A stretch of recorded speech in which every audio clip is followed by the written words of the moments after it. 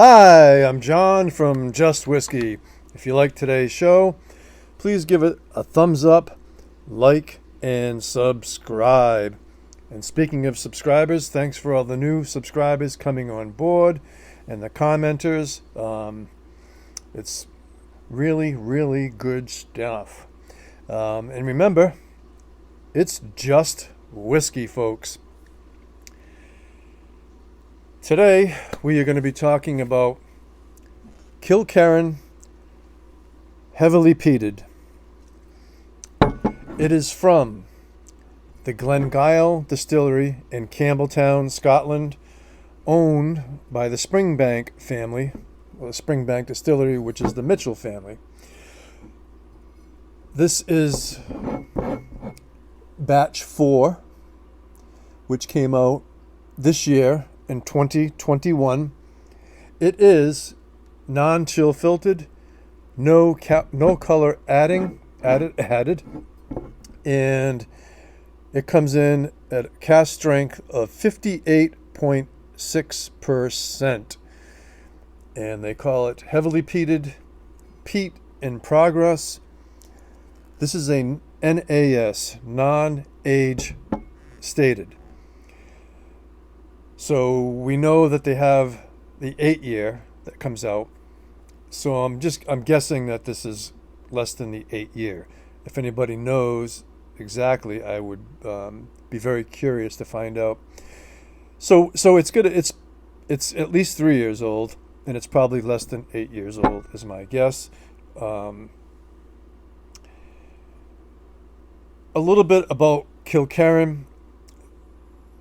2 or 3 years ago, I acquired my first bottle of Kilkerran 12, and I had to be honest with you, it was similar to when I first tried Springbank 10. It was a bit of an acquired taste, and so I have since fallen in love with Springbank and acquired their taste. The Kilkerran 12, I killed the whole bottle, over a course of several months, and at that time, it really didn't do it for me. But my palate was not fully developed at that time, and even now, my palate is still a work in progress. So I am going to be reviewing the Kilkerran 8 cask strength. I believe it's the 2021 release of the 56.9%. We'll be reviewing that. That's been open for a while as well, and you hear a lot of hype and hoopla about Kilkerran. It certainly is quality, that's for sure, but it is not. It's not for everybody, and so when you see all these reviews about Kilkerran, yes, it is very hard to get. It is snapped up, just like all Springbank products, but buyer beware, because Kilkerran is even a bit of a different animal than Springbank, in my opinion. All right, so it's a 2021 release. I paid about $100 for this. The retail should be closer to probably $80 to $90. If you compare it to the Long Row Heavily Peated, which is not an NAS, you can still find the Long Row Heavily Peated NAS for $65 to $70, maybe $75 to $80 or whatever. So in my opinion, this should be in that same ballpark. But again, it's supply and demand. It's very challenging to get, and I paid $100 for this bottle. Okay.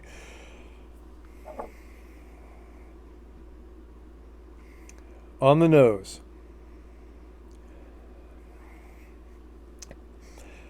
peat, but not an Isla peat. This is when I went to Ireland in 2007.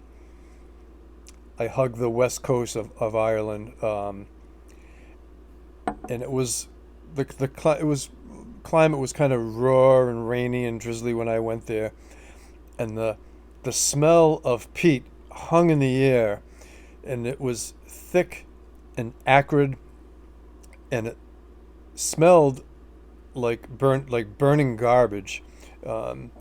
So that's the way I would describe this peat, as like a burning garbage, smoke. There are fruits in there, fruit stripe gum, candied fruits. It's a very funky peat. Gauze pads, dirty socks, mezcal, and barnyard manure. Sounds good, doesn't it? Okay. On the palate.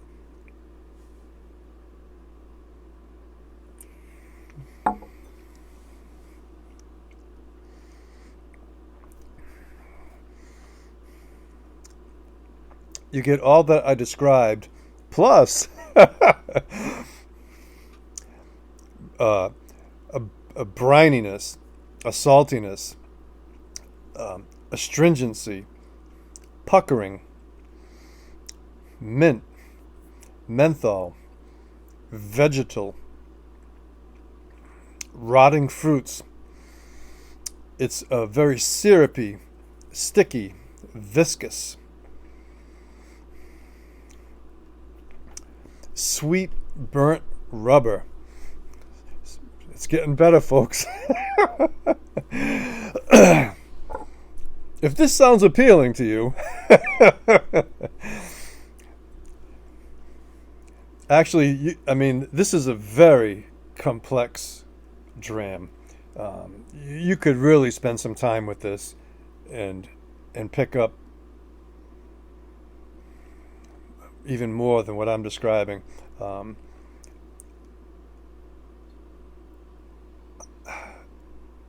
I do appreciate it. And look, I'm trying to choose my words carefully. I do appreciate what went into this and what's going on with this. This is an acquired taste for sure. This is not for the faint-hearted or the casual consumer. This could possibly be the most ass-kicking scotch that I've ever had. And I'll be honest, when I first opened it up, it was everything I described to the extreme. It really hasn't mellowed out that much, but a little bit. Contrary to the most recent 8-year cask strength, which upon opening had a heavy burnt matchstick, sulfury note to it. This does not have any of that. And how could it? It's got so much other stuff going on.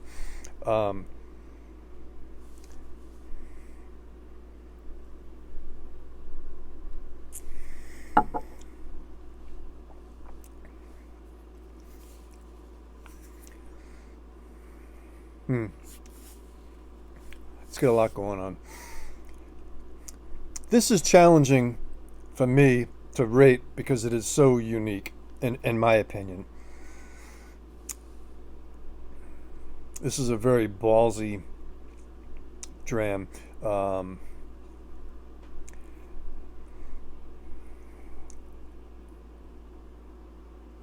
I think some people would rate this very highly in the upper 80s and maybe even higher. It's so I have to rate it at least an 85. I don't have to, but I'm going to rate it at least an 85 but it's not something I'm going to keep reaching for. And maybe in several months' time, this thing might morph a little bit, but I kind of doubt it. I mean, maybe the peat will die down on a little bit on this. For my enjoyment, that's how I rate everything. For my enjoyment, I would rate this is like an 85 for me.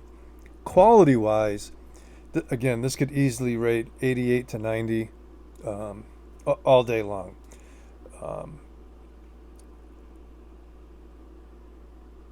So I could go on and on and on, but I'm not. So that's it. That's my final analysis. Would I buy another one? I already did. I bought two of these together. So the other one is going to stay unopened for quite a while. So if you like today's show, give it a thumbs up. Please subscribe. It really helps support the channel, and it's free. And remember, it's just whiskey, folks. And Merry Christmas to all. And Happy Holidays. Merry Christmas. Check out Whiskey Lock's Advent calendar. He's winding down. I'm going to be doing my best of whiskey show very soon, within the next 2 or 3, 4 days. Before Christmas, I will be doing my whiskey of the year. So hats off to you all, and take care.